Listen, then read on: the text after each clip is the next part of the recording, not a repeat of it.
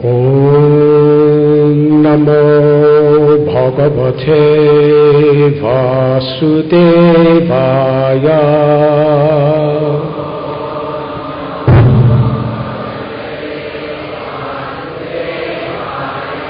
Om Namo Bhagavate Vasudevaya.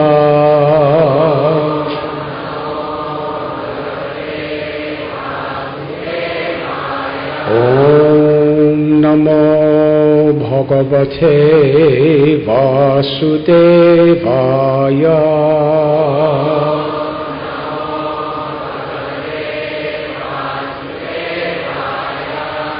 Om Jnantimidandasya Jnananjanachalakaya Chakshurumilitam Jena Tasmai Shri Gurave Namaha.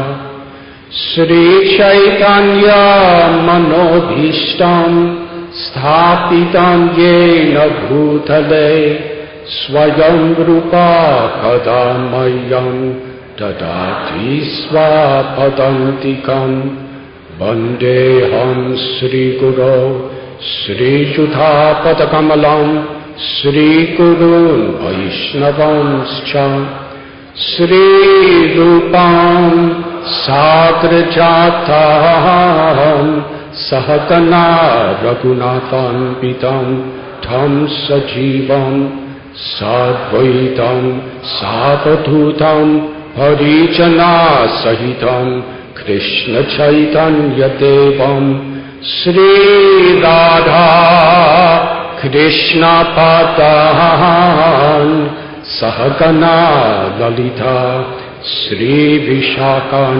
Vitamscha.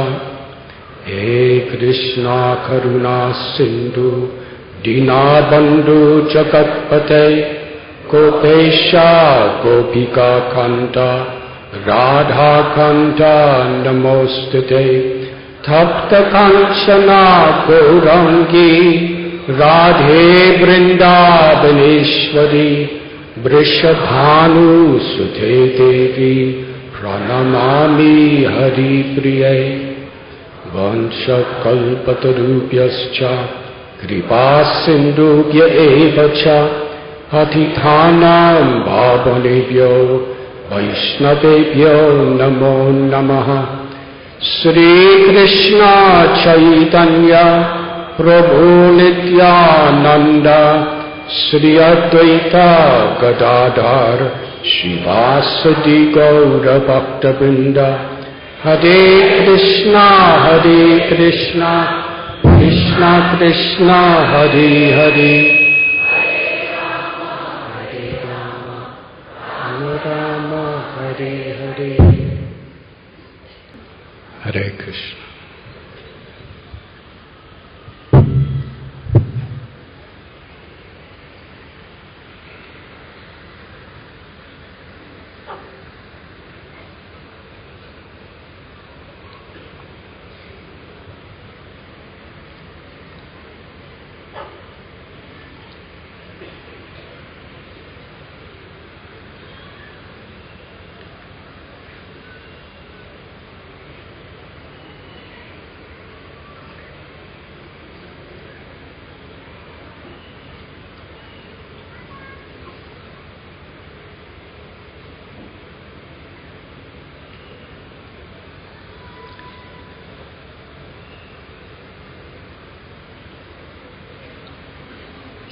Narottam Das Thakur,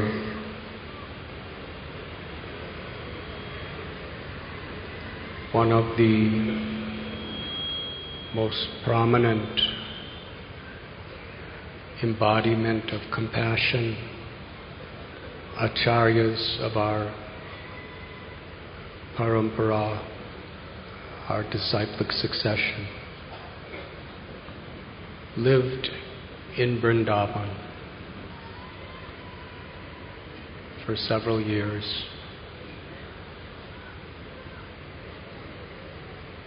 He was the son of a zamindar,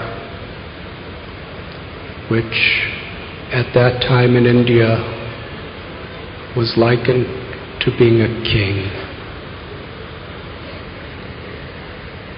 A zamindar was one who owned a very large span of property with many, many people who were living on those properties.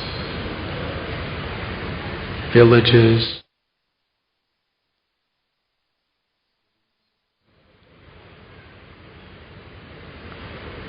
And under the emperor, he was given authority to make laws, to take taxes, and generally they were extremely wealthy.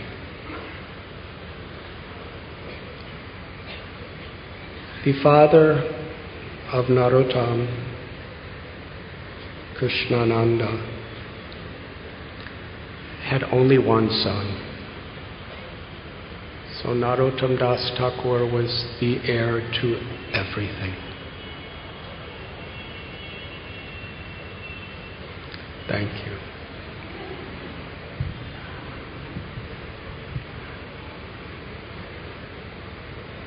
When he was just a child, he had the association of a very dear devotee of the Lord who would narrate to him the beautiful pastimes of Lord Chaitanya.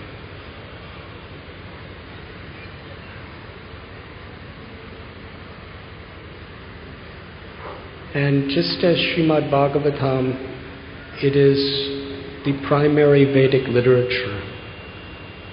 It is the culmination, the summum bonum, the crest jewel of all the Vedas. It is about Krishna and his various incarnations. But most of the stories are stories of devotees. Because Krishna teaches the world, especially through the lives of devotees. Because Krishna comes to this world, especially out of his compassion for all of us. Aham bija pratapita. Krishna tells in Bhagavad Gita, I am the father, the mother of all living beings. And just as a mother or father has very, very unconditional love for their child, at least they're supposed to,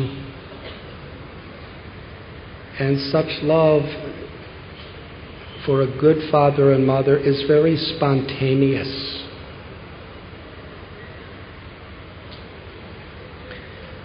When I was a child, sometimes I was not very obedient to my parents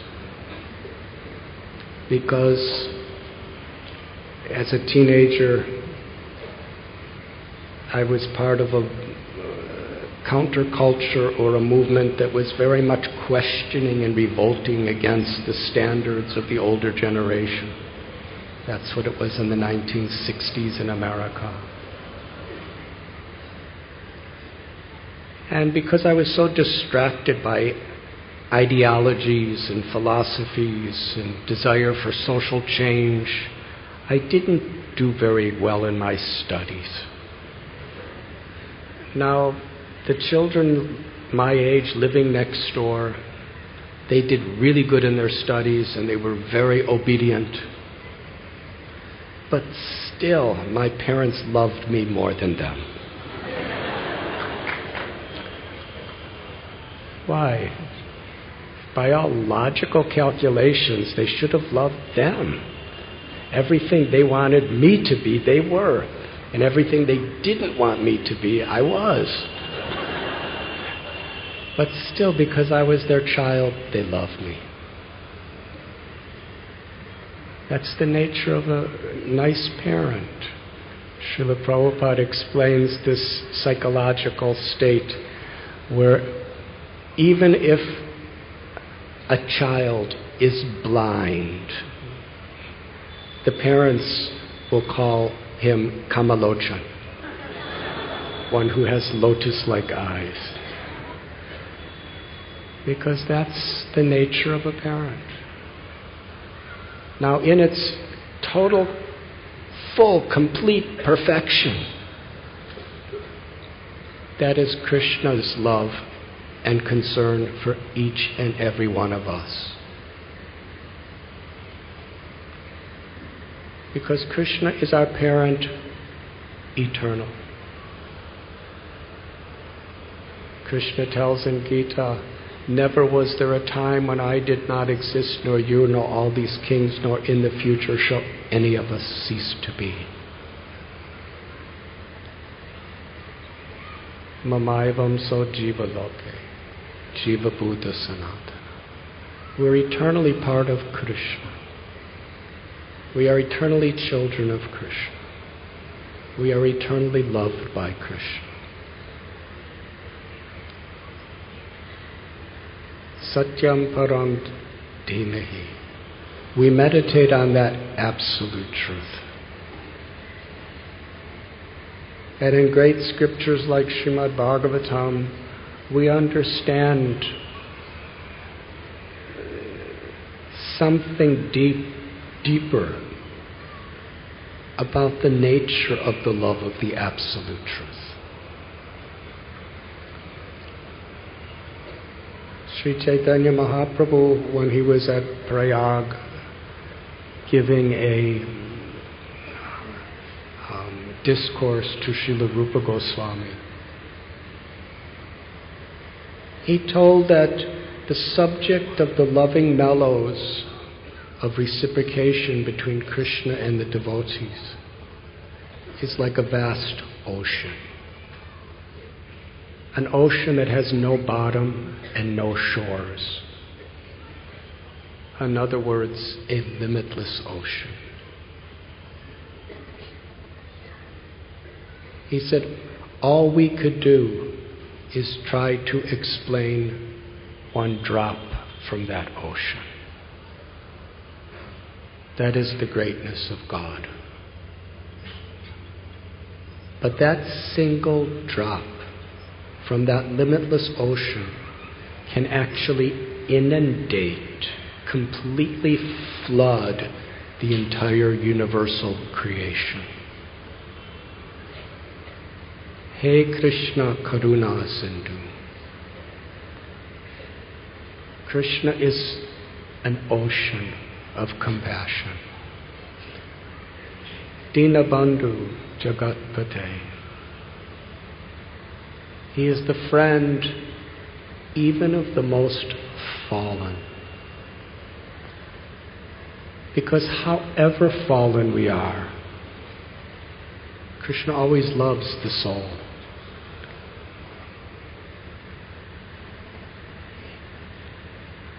As we see in the story of Prahlad, Krishna was very angry with Hiranyakashipu. He appeared as Narasimhadev and was roaring with anger. And he did a really good surgical operation. He destroyed all the demoniac qualities that were embedded within the mind and the body of Hiranyakashipu. But in the process, he liberated his soul. And Prahlad loved his father. He hated everything his father was doing, but he loved the soul of his father. How a little 5-year-old child could love the soul of a person who was trying to torture him, defame him, psychologically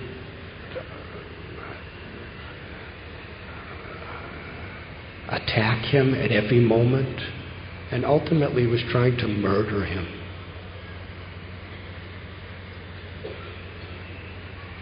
Prahlad loved his father because Prahlad was connected to Krishna. It wasn't Prahlad's love. It was Krishna's love. Ultimately, all love is Krishna's love.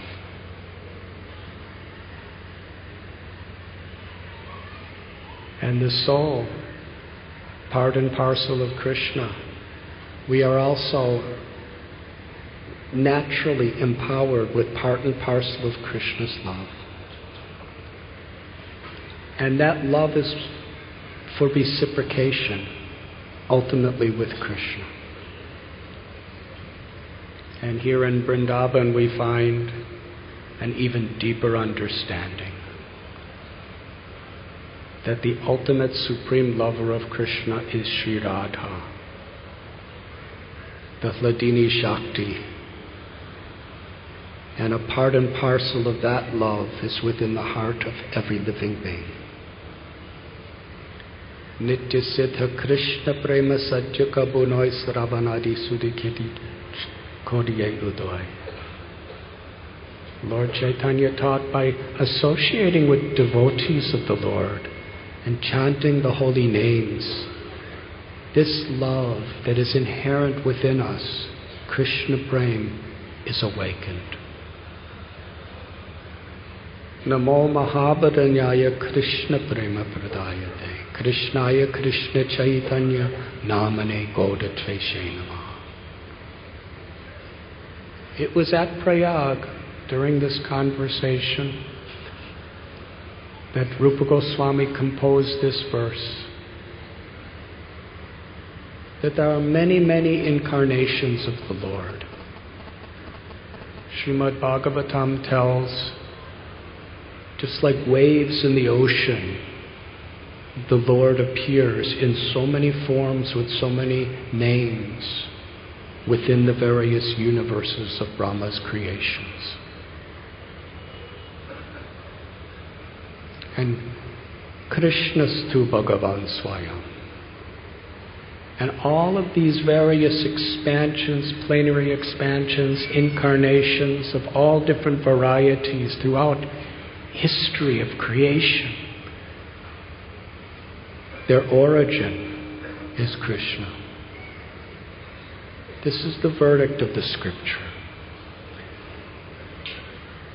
Krishna is the supreme personality of Godhead, and certainly all these other great incarnations are God.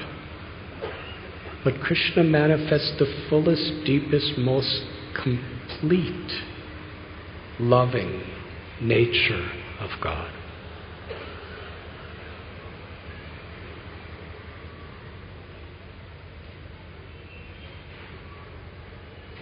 We read about Putana. She came to murder Krishna when he was just born.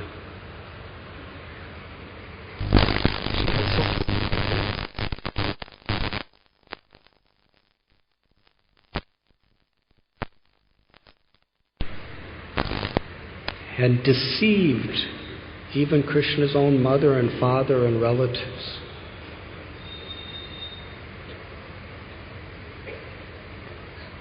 But her motive was to kill him.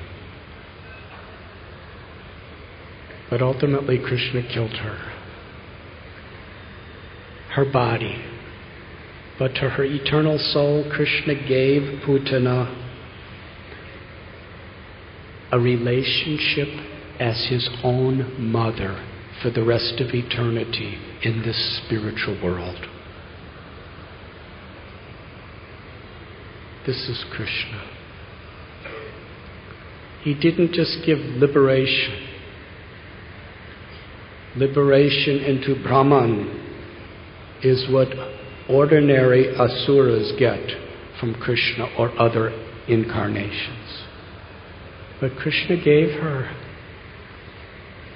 the role of an assistant of Yashoda Mai in this spiritual world.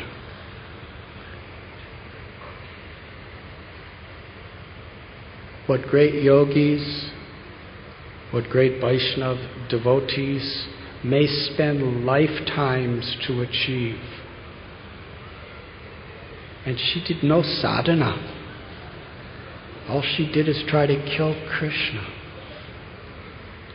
Before that, her whole life was wicked and cruel. She killed tens and thousands of infant babies and drank their blood and ate their flesh.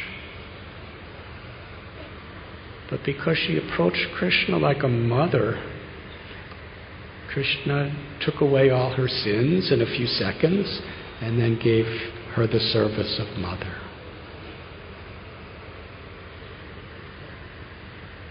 This is the mercy of Krishna. Karuna Sindhu. Dinabandhu Jagatpate. But Rupa Goswami tells that Sri Chaitanya Mahaprabhu is even more munificent and merciful than Krishna. Although he is Krishna. So how could anyone be more merciful than herself or himself? Materially, it's a contradiction. So if I'm speaking to His Holiness Chandramauli Swami Maharaj and say, Maharaj, you are more merciful than yourself. It's almost an insult.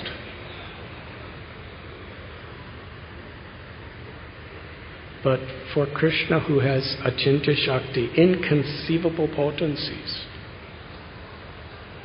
and his highest Shakti or mercy is his love, his Hladini Shakti.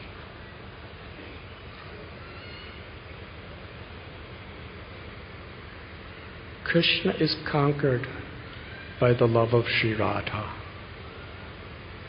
We were discussing this yesterday. Radha Krishna Paranaya Vikratir Hladini Shakti Rasman. The absolute truth or God is one. But that one supreme truth is eternally two. For the purpose of love. It is one thing to be love. It is another thing to love. A dynamic relation of love. In this material world, there are so many frustrations and limitations to the exchanges of love. When we fall in love with each other, it may be as lover and beloved, or parents and children, or friend and friend. But whoever we're loving, if we don't understand and fully realize their eternal soul, we're loving a personality and a body that's ever changing. It's very limited. Eventually it's going to die. And before that, there could be so many forms of betrayal, disappointment. So therefore, one comes to a spiritual path. If I'm going to love, then it's going to be just in a state of being pure existence. Because within this world, my only experience of relationships is they bring limited pleasure, frustration, and death.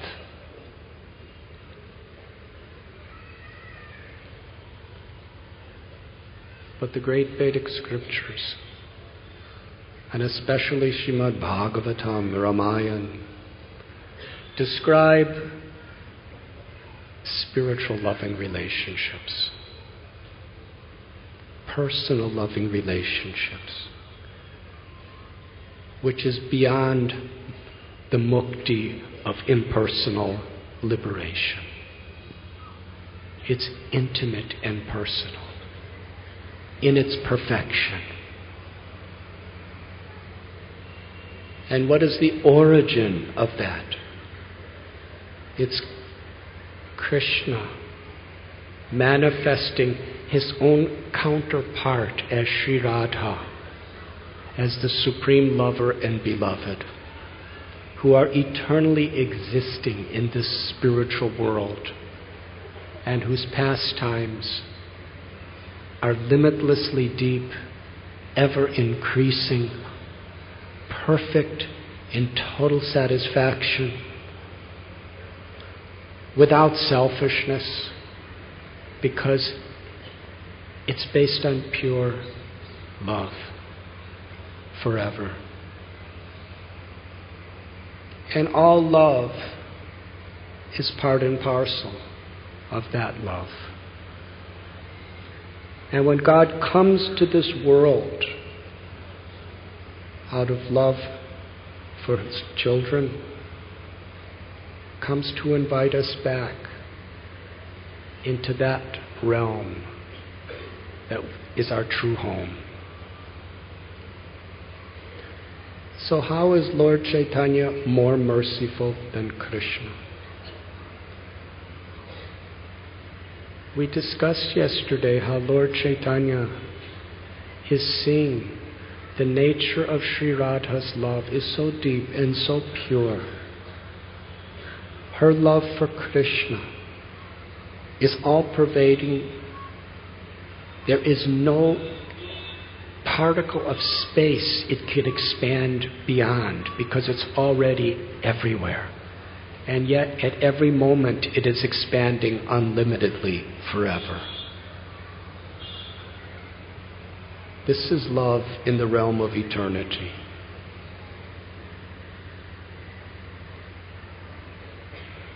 Krishna is Madan Mohan. There is a place not far from here where the Yamuna River used to flow, Madan Ter. There's a tree, and there Kamadev, who in the Western world we sometimes call Cupid, who's very powerful, who is that potent energy that attracts people to each other on a sensual and emotional level within this creation. And Kamadev wanted to attract Krishna. So he took the best of his arrows and pointed it toward Krishna. But when he aimed it and looked at the beautiful form of Govinda, he went into such a state of ecstatic trance, he fell on the ground in samadhi. So in Sanskrit his name is Madan, and Krishna's Madan Mohan, that he bewildered the heart of Madan, who bewilders the entire world. Krishna bewilders. And Sri Radha is Madan Mohan Mohini. Her love even conquers the heart of Krishna. Now this doesn't minimize Krishna, that Radha is better than Krishna, because they are one, but two. It is the supreme love of the Absolute Truth. Sri Radha is the supreme mother of devotion. And Krishna wanted to taste the sweetness of Sri Radha's love. And he also wanted to distribute that love, even to people who were most unqualified. He did not consider who was fit or unfit. The only qualification, wherever we're born, whatever we've done, whatever we have not done, is just to accept the gift that He's giving us with a sincere heart.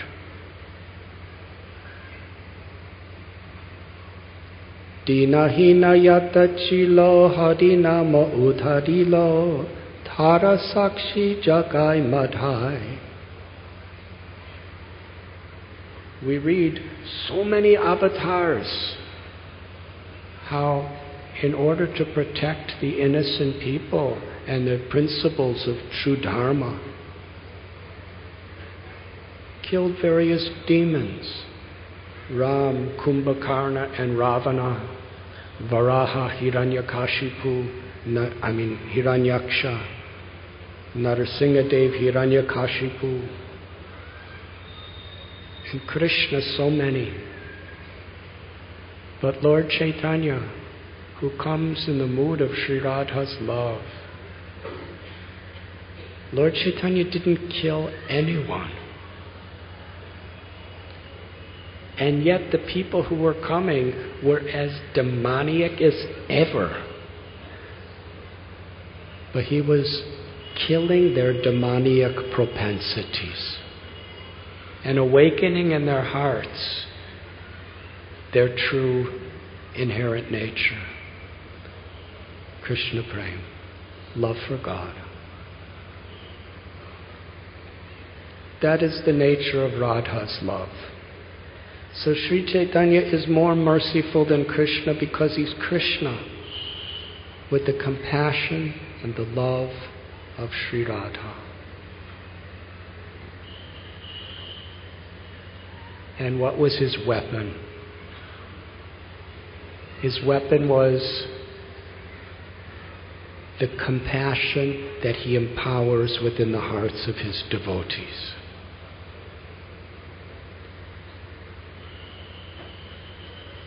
And the devotees express their compassion by helping the Lord to spread the Yuga Dharma.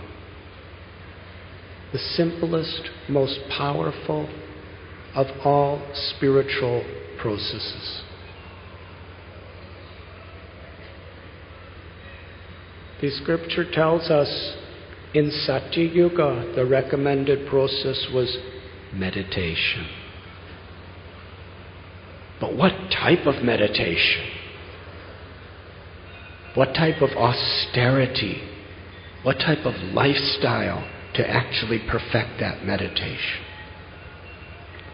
Incredible. In Treta Yuga it was performing of yagyas, or great, great sacrifices with the chanting of mantras in perfection. In Dwapara Yuga it was worshipping the Lord with a completely fixed mind and senses.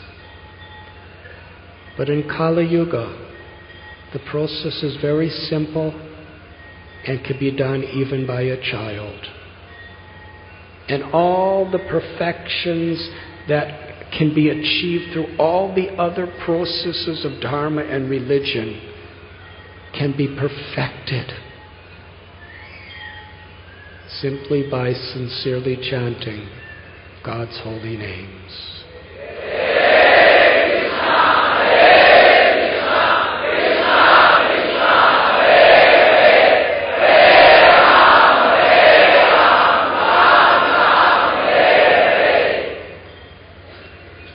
This is the weapon of Lord Chaitanya. He's giving Harinam. Harinama, Harinama, Harinameva Kevalam Kalo Nasteva, Nasteva, Nasteva Gatir Anjata. In this age of Kali, it is the unparalleled means of deliverance. But Lord Chaitanya taught with it the consciousness, the way we must actually adjust our life to truly access the supreme power of grace that is within the holy names.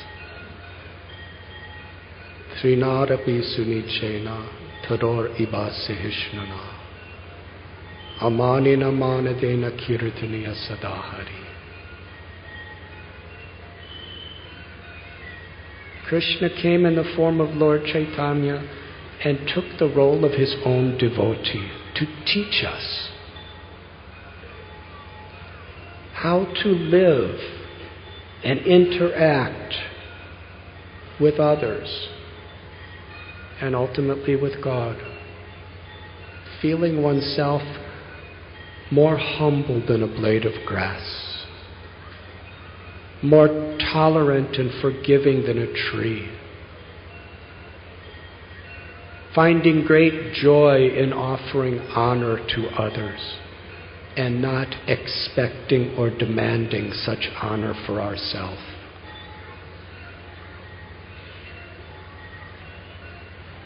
And the path of bhakti, if we don't live by this principle and take it very seriously,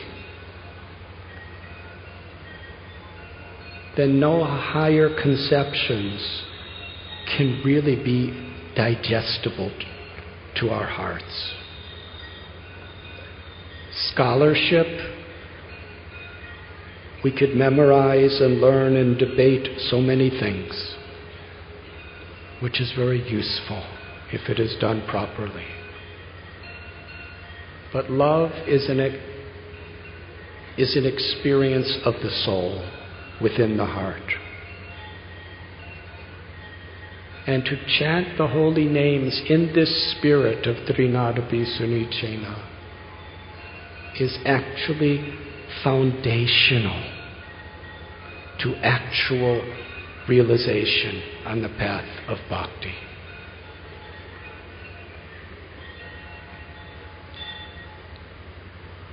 Narottam Das Thakur, he was just a child, the son of someone who was like a king, who lived in great luxury.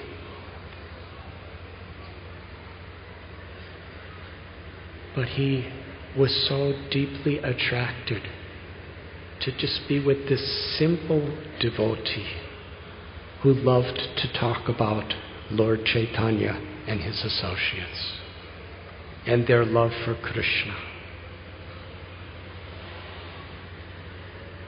Narottam Das Thakur understood this is real wealth. Hari-katha, to hear about Krishna from the lips of somebody who loves Krishna. Nothing can compare. He was eating fine foods, he was wearing nice clothing, he was living in very, very nice circumstances. He had a very secure future. When you have parents like this, you don't need life insurance or health insurance or any of that stuff. You didn't have to worry about mortgages. Everything was there. Everything materialistic people are struggling and striving for the most hours of their lives. He had it.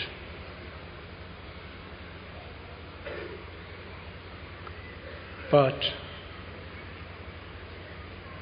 he didn't even see a particle of satisfaction, fulfillment, or value compared to what he was experiencing by hearing Krishna Katha.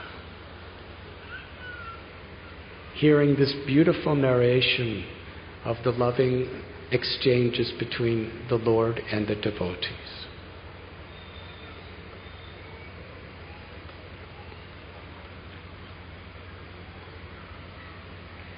In Srimad Bhagavatam,